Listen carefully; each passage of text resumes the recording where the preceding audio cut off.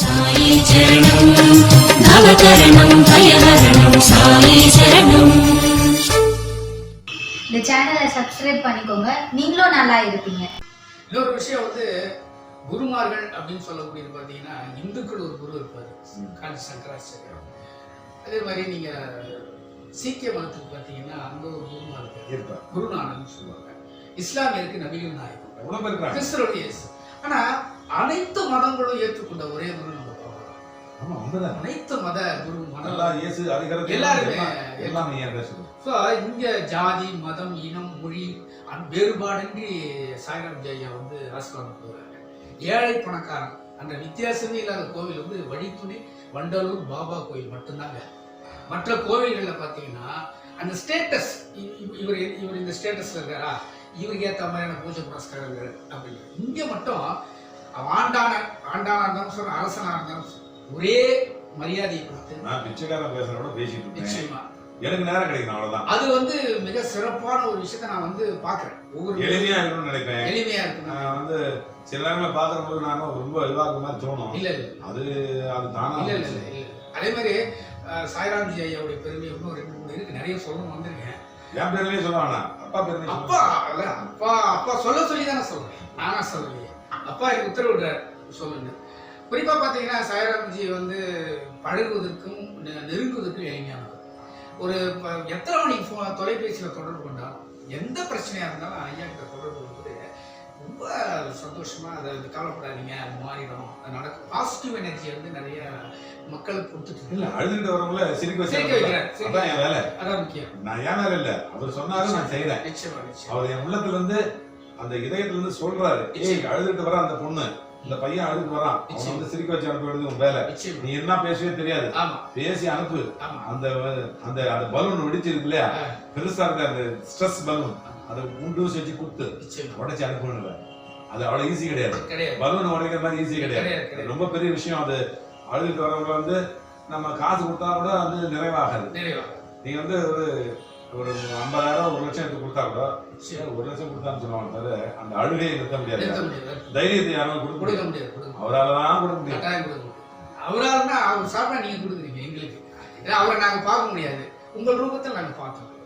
அதோட வந்து ஐயாவுடைய துணைவியார் வந்து ரொம்ப பிரியமா வர மக்கள் கிட்ட ரொம்ப பிரியமா நடந்துப்பாங்க. அவங்க ஒரு தாய் மாதிரி எங்களுக்குலாம், அவங்க வர எல்லா பக்தருக்குமே ஒரு தாய் மாதிரி இருந்து, எனக்கும் தாய் மாதிரி ஐயாவுக்கும் அவங்க பரிவா தாய் மாதிரி இருந்தா.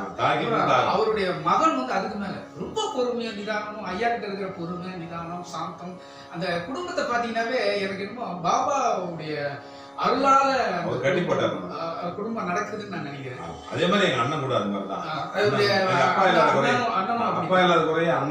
அனைவருமே உறவினர்கள் அனைவருமே அந்த சாந்த சுருபியாகவும் ஒரு அமைதியாகவும் மகிழ்ச்சியாகவும் மற்றவங்க நடந்துகிற விஷயம். இது போல நாம் இருக்கணும்ன்ற எண்ணத்தை உருவாக்கு. நான் வீட்டுல பாத்தீங்கன்னா நிறைய சண்டை போடுவோம் ஐயா, ரொம்ப சண்டை போடுவோம். இங்க வந்ததுக்கு அப்புறம் இப்ப அவங்க என் பேச்சையும் கேக்குறாங்க. என்கிட்ட இருக்கிற கோபம் எப்படி போச்சுங்கிறதுல அவங்களுக்கு ஒரு மிராக்கல், எப்படி போச்சு, எப்படி ஒரு மிருகமா இருந்த ஒரு மனுஷனாகியாங்க. அதுக்கான காரணம் என்ன அப்படின்னா, வழித்துணை வண்டலூர் பாபாவை தவிர வேற யாரும் சொல்றது இல்லை. அதே போல சாய்ராஜியை பார்க்கும்போது எனக்கு ஒரு முன்னுதாரணமா நான் எடுத்துக்கிட்டு, ஐயா போல நம்மளும் ஒரு சேவை பண்ணணும், ஐயா போல கனிவா பேசணும். நான் நிறைய பேரை பார்த்து நான் என்ன செதுக்கிக்கிறேன், புரியுதுங்களா? இன்னும் நான் மனுஷனா ஆக முயற்சி செய்து கொண்டிருக்கிற மிருகம் அப்படின்னு தான் நினைச்சுக்கிறேன் உங்களையே. ஆமா, உண்மைதானே அது. நம்ம வந்து சாமியார் இல்ல, சாமி யாருன்னு தேடுறோம், புரியுதுங்களா? அதனால நம்மளும் மனிதராக இருந்து நம்ம நிறைய புத்தகங்களை படிச்சு அதுல இருந்த ஞானம் அறிவு இதெல்லாம் எடுத்துக்கிட்டு அறிவு நிறைய கிடைச்சிடும், ஞானம் கிடைக்கும். ஞானம் வந்து இது மாதிரி ஆன்மீகத்துல ஈடுபட்டா தான் ஞானம் கிடைக்கும். அப்ப என்ன பண்றது, நிறைய புத்தகங்களை படிக்கணும், வர்றவங்களுக்கு ஒரு அறிவு சொல்லணும், இது கடந்து போகும், இதுவும் கடந்து போகும் சொல்லிட்டு நம்ம அவங்களுக்கு வந்து ஒரு ஒளி ஏற்றி வாழ்க்கையில அந்த அவங்க மனசுல வந்து ஒரு தைரியத்தை கொடுத்து தெம்ப கொடுத்து இதுவும் மாறுறத சொல்லி அனுப்பிச்சோம்னாக்கா நம்ம எடுத்துக்கொண்ட பணி சிறப்படையும், வெற்றி அடையும். அவங்க வாழ்க்கையில அது வெற்றி கிடைக்கும்.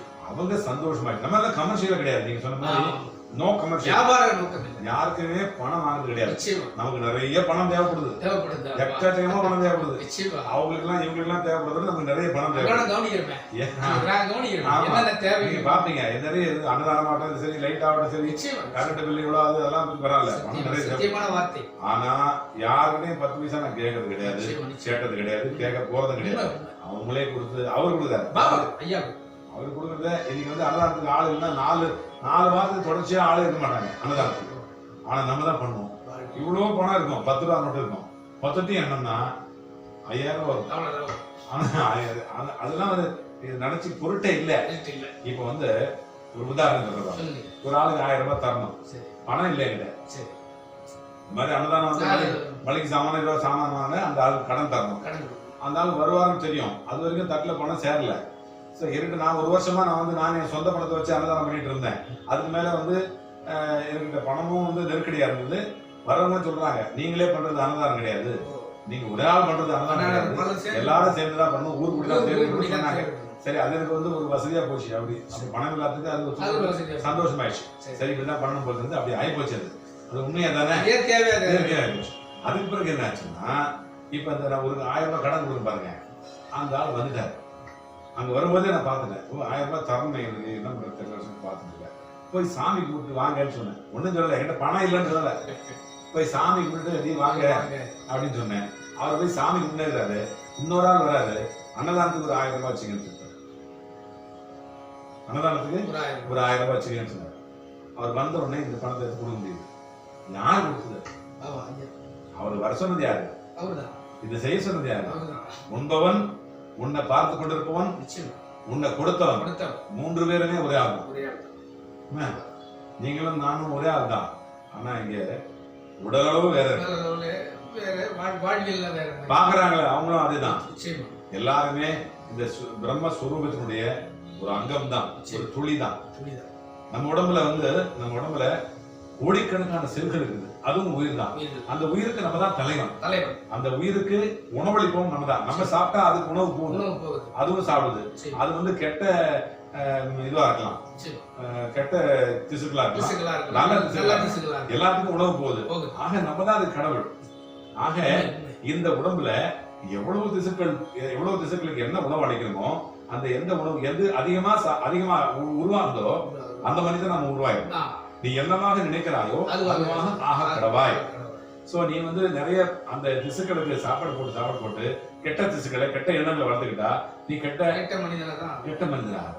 நீ நல்ல திசுக்களை போட்டு நல்லதை உருவாக்கி நல்ல மனசை ஸ்டிமுலேட் பண்ணிக்கிட்டு உருவாக நல்லவனா ஆயிடுற.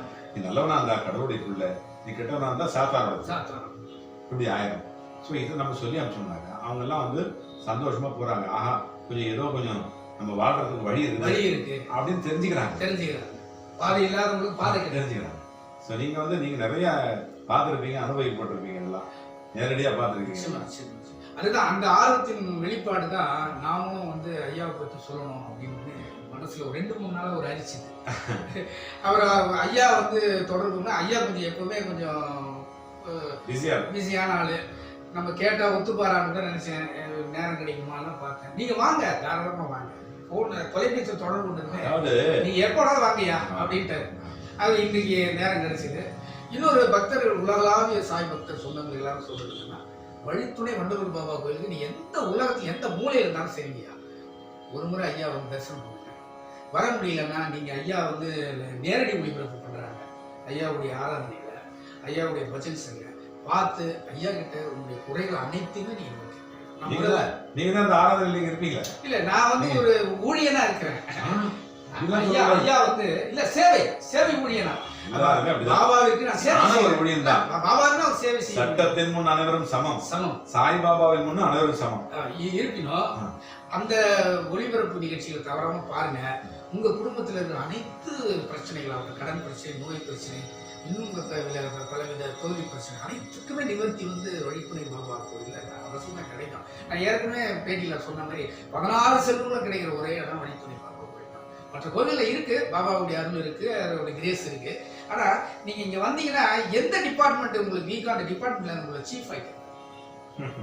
நீங்க அறிவுல வீக்கா இருந்தா அறிவு கொடுத்துருவாரு, பணத்துல வீக்கான பணத்தை கொடுத்துறாரு, நியாயமான முறையில தர்மமான முறையில கொடுக்குறாரு.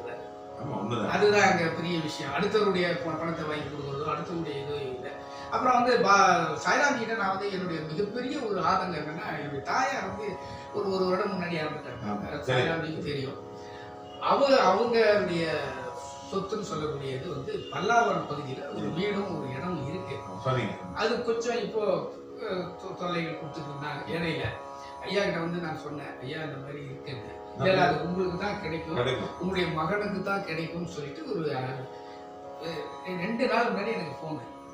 எனக்கு சம்பந்தப்பட்ட இடத்துல இருந்து உங்களுக்கு தான் சாதகமான பதில், மிக மிக சாதகமான பதில் உங்களுக்கு தான். அது ஒரு ஆண்டுக்கு முன்னாடி சொல்லிட்டீங்க. கொஞ்சம் நான் பொறுமையா இருந்தேன். அப்பா சொல்ல சொன்னாரு. அது கண்கூட நடந்துச்சு. மற்றதெல்லாம் கூட நான் வந்து பெருசா நினைக்கல. ஏன்னா என்னுடைய தாயாருடைய சொத்துக்கள் எனக்கு வரணும்னு எல்லா மகனும் ஆசைப்படுவாங்க. அது இன்னொரு 3ஆம் நபருக்கு போயிடக்கூடாதுன்னு ஆதங்கப்பட்டிருக்கேன்.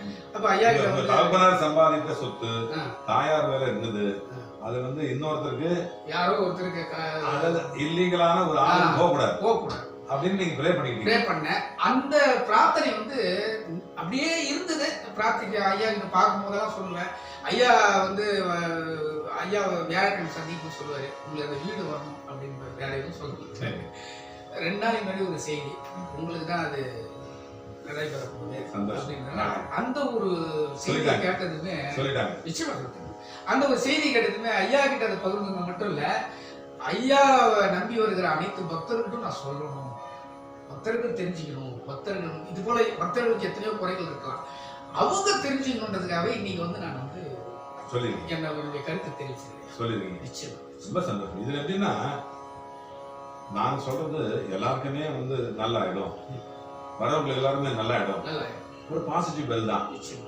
இதுல வந்து என்னன்னா சில பேர் வந்து நியாயம் இல்லாத கோரிக்கைகள் இருக்காங்க, நியாயம் இல்லாத கோரிக்கைகள், தவறான இதெல்லாம் இருக்காங்க.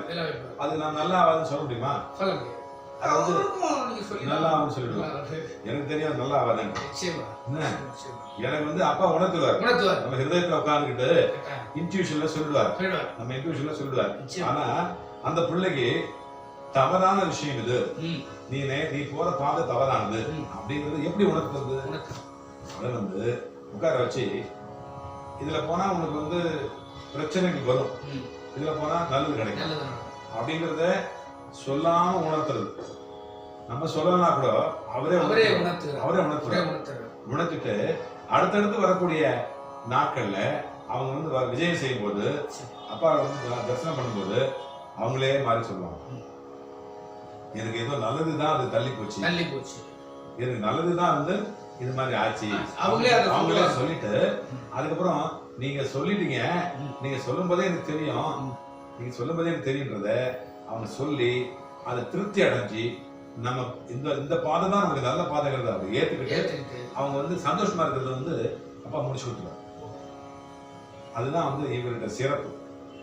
கண்டிப்பான அப்பா, ரொம்ப கண்டிப்பான அப்பா. அவர்கிட்ட விளையாடலாம், மடியில விளையாடலாம், தோல் மேல விளையாடலாம், ரொம்ப கண்டிப்பான அப்பா. அதனால அவர் வந்து இன்னும் எனக்கு என்னன்னா நிறைய அவரை பத்தி படிக்கணும். மயிலாப்பூர்ல நரசிம்ம சுவாமி அவர் கட்டார கோயில், அந்த மாதிரி நிறைய கோவில்கள் கட்டணும், நிறைய வந்து நிறைய ஆமா நிறைய வந்து உங்களுக்கு அந்த ஆற்றலும் உண்டு, ஆசீர்வாதம் உண்டு. நான் உணர்றேன், இன்னும் நிறைய செய்யணும். எனக்கு அந்த ஆயுளை கொடுக்கணும், அந்த சக்தியை கொடுக்கணும், அந்த சந்தர்ப்பத்தை கொடுக்கணும். அதனால நம்ம நிறைய அவர் மாதிரி நரசிம்ம சுவாமி எல்லாம் சாதாரணம் இல்ல, ரொம்ப கஷ்டப்பட்டிருக்காரு. நானும் அந்த கோயில் கட்டுறதுக்கு கஷ்டப்பட்டுதான் இருக்கிறேன். இன்னும் கூட நிறைய நமக்கு 10 திசைகள்ல இருந்து நிறைய அம்புகள் இருக்குது, நிறைய கமிட்மெண்ட். எத்தனையோ பேரை காப்பாத்துறீங்க. இல்ல அவர் காப்பாத்துறது அப்படி சொல்றாரு. ஐயா போல வந்து உங்க உடல்ல இருந்து அவர் காப்பாத்துறாரு, வார்த்தையிலிருந்து காப்பாத்துறாரு, உங்களுடைய ஆசீர்வாதங்கள் இருந்து காப்பாத்துறாரு. அது வந்து இன்னும் நிறைய தொடர்ச்சியா இன்னும் பல்கி பெருகி நிறைய மக்கள் வந்து நிறைய மக்களுக்கு பாபாவுடைய அந்த சக்தியை, பாபாவுடைய அந்த புகழை பாடி சொல்லி நம்ம வந்து நிறைய சொல்லிட்டே இருக்கணும். ஆயுள் இருக்கிறவங்க சொல்லிட்டு இருக்கணும். சொல்லுவீங்க அது நான் தான் சொன்னேன். இப்போ ஏதோ ராமருக்கு அணி செஞ்ச மாதிரி ஒரு சின்ன ஒரு என்னையா நாங்கள் பெருசா செய்ய முடியாது. ஏதோ எங்களுடைய பொருளாதார சூழலுக்கு ஏற்ற மாதிரி நாங்கள் உடல் உழைப்போ அல்லது பணம் எல்லாம் முடிஞ்சதை நாங்கள் செய்வோம். அவ்வளோதான். நல்லா செய்றீங்களே, இப்பயே செய்றீங்க. இல்ல இது வேற ஐயா. அது மட்டும் இல்ல, தனிப்பட்ட முறையில நிறைய பாக்குறாங்களே, யூடியூப்ல பாக்குறாங்களே, அவங்க நமக்கு உதவி செய்யறாங்க தானே. ஆமாங்க.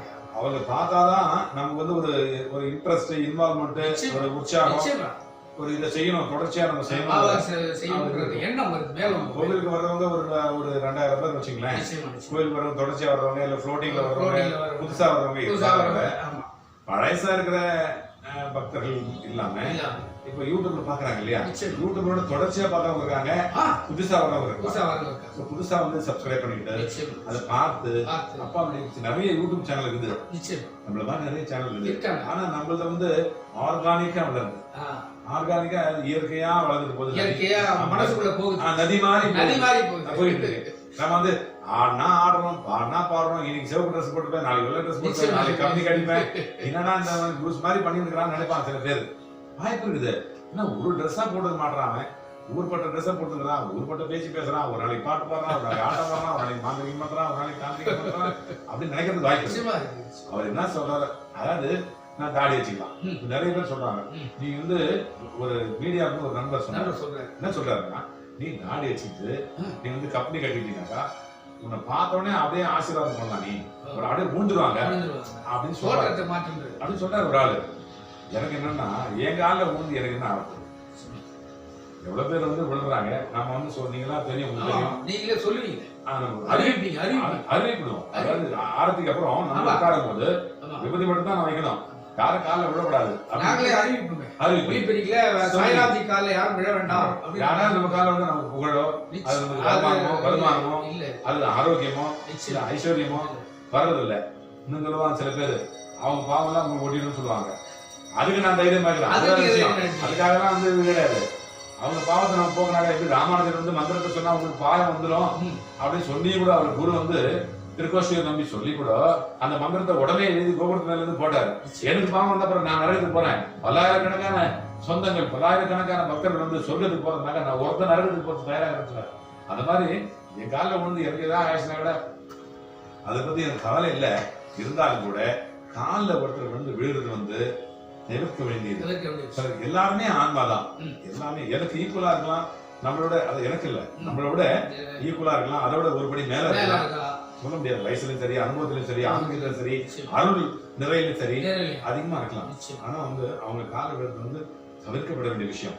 ஒருவேளை கால விழுந்தாங்களோ அவங்க தோளை கொடுத்து தூக்கி நிறுத்தி அவங்களுக்கு தேவையானதை, அவங்களுக்கு தேவையான அந்த ஆறுதலை சொல்லி அனுப்பிதான் நம்மளுக்கு வேலை. அதுதான் நபிகள் சொன்னார், உன் காலில் யாராவது விழுந்தாக்கா அவன் தோளை கொடுத்து உடனே தூக்கு, அந்த நிமிஷமே தூக்க முடியாது. சில பேர் என்ன வச்சு அமுக்குவாங்க முடியும், அது வந்து 4 பேர் பார்க்கும்போது பெருமையா இருக்கும். சில பேர் அமுக்கு அமுக்குன்னு சொல்லுவாங்க. அந்த மாதிரி இல்லாம அவங்களெல்லாம் வந்து நல்லது கொடுத்து அனுப்புறதுனாலதான் நம்மள வந்து பாபா வந்து ஒரு நல்ல பிள்ளையா வச்சுக்கிட்டாரு, நம்மள வந்து செல்ல பிள்ளையா வச்சுப்பாரு. அப்படிலாம் இருந்தாக்கா நம்மளோட செல்ல பிள்ளையா வச்சுக்காரு, ரொம்ப நேசிப்பாரு.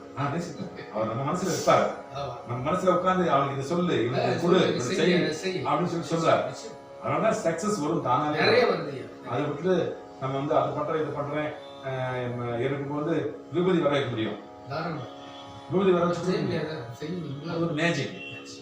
அது வந்து செய்யணும்னு அவசியம் இல்லை, அதை செஞ்சு எல்லாரும் பிரமிப்பாங்க. ஒரு நெருப்பை தானா வரைய முடியும், அது செஞ்சா அது மேஜிக். அதை வந்து அதை செஞ்சு நான் வந்து மேஜிஷியன் ஆக வேண்டியது நான் வந்து அப்பாவோட பிள்ளை, அவ்வளவுதான் எனக்கு தேவை. அதை விட நிறைவான வாழ்க்கை, அதை விட நிறைவான ஒரு ஒரு வழி, ஒரு வழிபாடு, ஒரு வழிமுறை எதுவுமே இல்லை இல்லையா? உண்மைக்கு நேர்மைக்கு மதிப்பே தனி. ஆமா, அது வந்து மெதுவா போட்ட நம்ம யூடியூப் சேனல் வளரணும்லாம் போட்டதில்ல, இது சப்ஸ்கிரைப் பண்ணுங்க சப்ஸ்கிரைப் பண்ணி நான் சொல்றது இல்லை. அதாவது சொல்லணும்னாக்கா அவங்களுக்கு சந்தோஷமா இருக்கும், மகிழ்ச்சியா இருக்கும், அவங்களுக்கு மரியாதை கொடுக்குறோம்.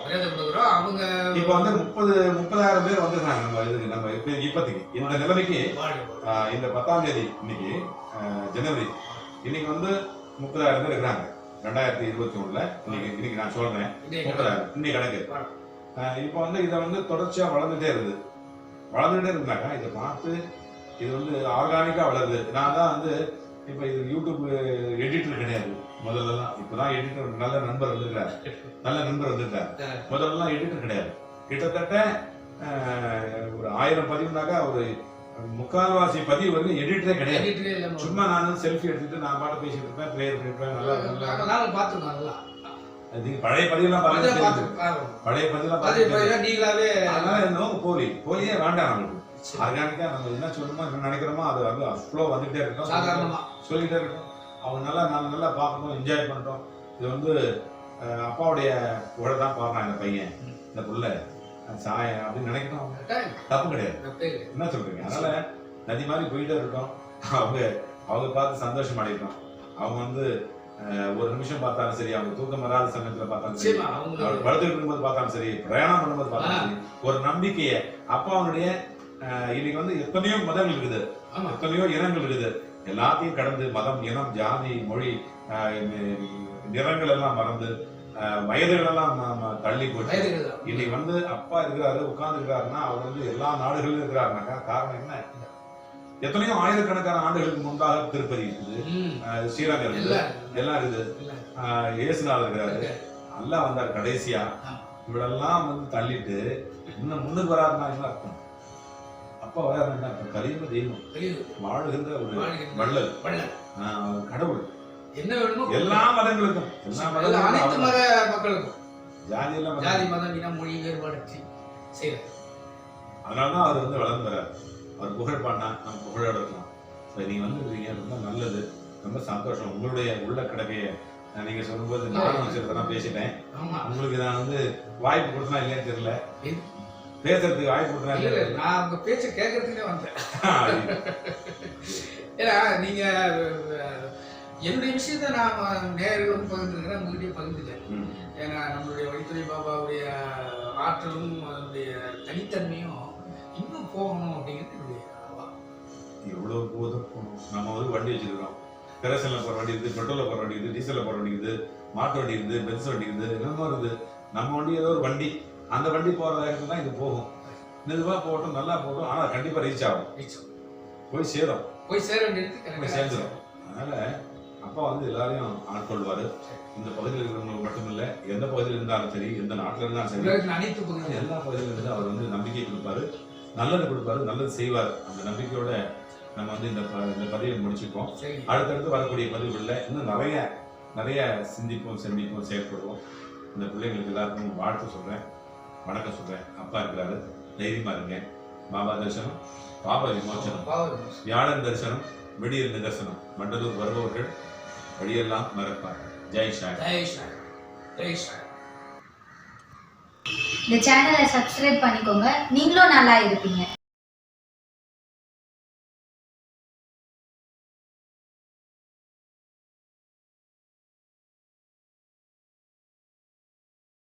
சாயி சரணம், நவகரணம், பயஹரணம், சாயி சரணம்.